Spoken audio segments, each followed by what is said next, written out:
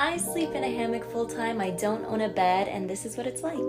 Let's do some pros and cons. Cons first, because for me there's only one.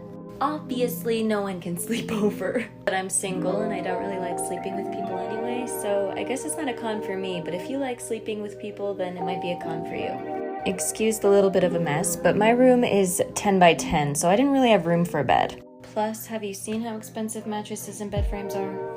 This hammock and stand was $100 total. Hammocks mimic the way that you were cradled as a baby, and I personally get much better sleep because of that. When I slept in a bed, I used to wake up like 3 or 4 times a night, and now I don't really wake up at all. I don't know if you can see it, but my back is super arched naturally, so sleeping in a hammock has really made it so that my back doesn't hurt like at all. I use a couple pillow pads, I wrap myself in blankets, and sometimes I sleep diagonally on the hammock. Have I convinced you to try it yet?